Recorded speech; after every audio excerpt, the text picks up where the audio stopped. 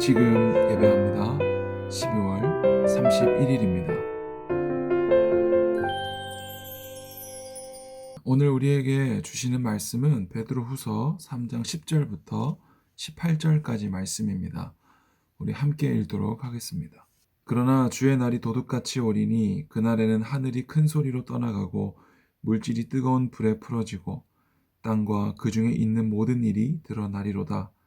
이 모든 것이 이렇게 풀어지니 너희가 어떠한 사람이 되어야 마땅하냐. 거룩한 행실과 경건함으로 하나님의 날이 임하기를 바라보고 간절히 사모하라. 그날에 하늘이 불에 타서 풀어지고 물질이 뜨거운 불에 녹아지려니와 우리는 그의 약속대로 의가 있는 곳인 새 하늘과 새 땅을 바라보도다. 그러므로 사랑하는 자들아, 너희가 이것을 바라보나니 주 앞에서 점도 없고 흠도 없이 평강 가운데서 나타나기를 힘쓰라. 또 우리 주의 오래 참으심이 구원이 될 줄로 여기라. 우리가 사랑하는 형제 바울도 그 받은 지혜대로 너희에게 이같이 썼고 또 그 모든 편지에도 이런 일에 관하여 말하였으되 그 중에 알기 어려운 것이 더러 있으니 무식한 자들과 굳세지 못한 자들이 다른 성경과 같이 그것도 억지로 풀다가 스스로 멸망에 이르느니라. 그러므로 사랑하는 자들아, 너희가 이것을 미리 알았은즉 무법한 자들의 미혹에 이끌려 너희가 굳센 데서 떨어질까 삼가라. 오직 우리 주 곧 구주 예수 그리스도의 은혜와 그를 아는 지식에서 자라가라. 영광이 이제와 영원한 날까지 그에게 있을지어다. 아멘. 기도하겠습니다. 하나님 감사합니다. 추운 날씨 가운데서도 이 아침에 일어나 주님의 말씀을 봅니다. 오늘 하루를 살아가야 되는 모든 우리 중등부 친구들과 선생님들을 축복합니다. 하나님의 말씀이 오늘 하루 우리를 인도하여 주시고 가르쳐 주시고 깨닫게 하여 주시고 날마다 하나님을 더욱 알아가고 경험해 나아가면서 우리의 믿음을, 우리의 구원을 견고하게 해 나갈 수 있는 우리 모두가 되게 하여 주시옵소서. 예수님의 이름으로 기도드리옵나이다. 아멘.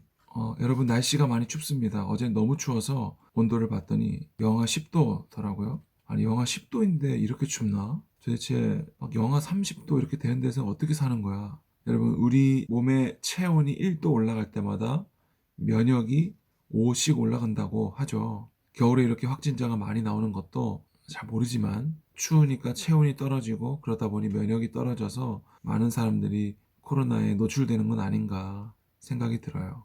그러니까 우리 친구도 옷 따뜻하게 입고 몸에 안 좋은 정크푸드 먹지 말고 건강한 음식들 먹고 따뜻하게 하루를 보낼 수 있기를 바랍니다. 오늘은 12월 31일이에요. 2020년의 마지막 날입니다. 오늘 밤 11시에는 송구영신 예배가 있고요. 그리고 선생님들이 연락하시겠지만 1월 3일 이번 돌아오는 주일에는 졸업 예배로 드려집니다. 우리가 현장에서 모일 수 있을 거라 생각했는데 언제 모일 수 있을지 알 수가 없어요. 그래서 영상 예배로나마 졸업 예배를 드리려고 합니다. 왜냐하면 빨리 또 고등부에 올라가고 또 청년부에 올라가야 되기 때문에 이렇게 이별을 맞이해야 되는 것이 너무나 안타깝습니다. 목사님이 중학생 때 사촌 누나네 집에 간 적이 있어요. 그런데 시험 기간이라는 거예요. 내일이 시험이라는 거예요. 근데 놀고 있더라고요. 그래서 왜 시험인데 놀고 있냐 물어봤더니 공부를 다 끝냈다는 거예요. 그냥 평소에 한 걸로 시험을 본다는 거예요. 이 누나가 결국에는 좋은 대학교에 갔어요. 그리고 지금도 좋은 직장에 다니고 있어요. 여러분 시험 공부를 다 마친 사람은 시험 날이 두렵지 않아요. 오히려 시험이 빨리 끝나버렸으면 좋겠죠. 우리도 마찬가지로 준비를 마친 사람은 그날이 두렵지 않아요. 주님이 다시 오시는 심판의 날 두렵지 않아요. 그럼 준비를 다 한다는 것은 뭐예요? 뭘 준비해야 돼요? 믿음이죠. 예수님이 십자가에서 다 이루신 그 일, 그분의 의를 믿는 것이 바로 우리가 할 수 있는 모든 준비를 마치는 거예요. 좀 더 나아가서 우리는 시험 보기 위해서 공부하지 않아요. 물론 우리나라가 좀 시험을 위한 공부를 하긴 해요. 그죠? 그래서 외국인들이 보면 깜짝 놀라잖아요. 영어 공부를 시험을 보기 위해서 하고.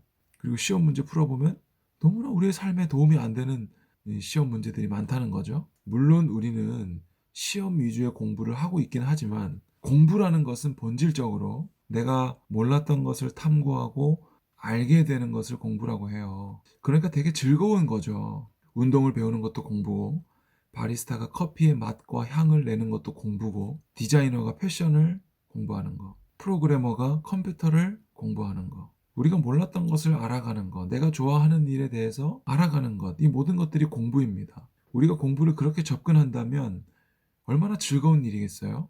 거기다가 그것이 내가 좋아하는 일이라면 더할 나위 없겠죠. 이처럼 공부가 내가 몰랐던 것을 알아가는 기쁨이라면 우리는 매일매일을 주님 오실 그날을 기다리며 살아갈 수 있겠죠. 오늘 베드로는 이 편지를 마무리하면서 10절에 주의 날이 도둑같이 오리니, 여러분, 도둑이 나 도둑이요 하고 오는 게 아니죠.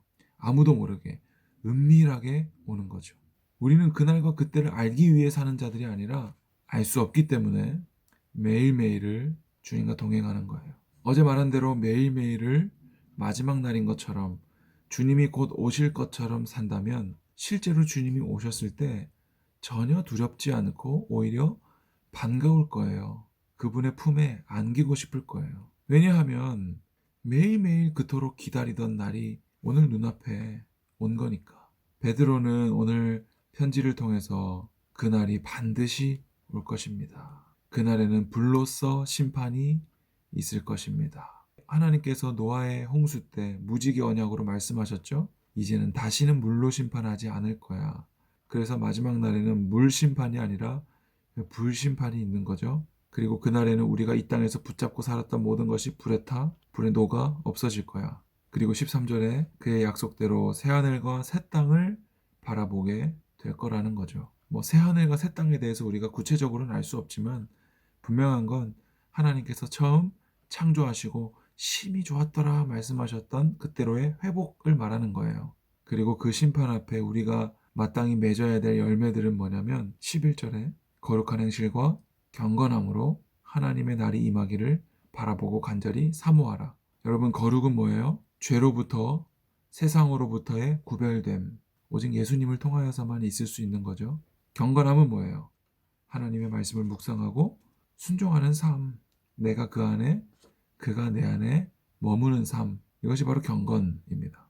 그리고 두 번째로 17절에 보니까 무법한 자들의 미혹에 이끌려 너희가 굳센 데서 떨어질까 삼가라. 세상에 양다리 걸치지 말고, 세상에 마음 빼앗기지 말고 주님을 더욱 굳세게 붙잡아라. 세 번째로 18절, 오직 우리 주 곧 구주 예수 그리스도의 은혜를 아는 지식에서 자라가라.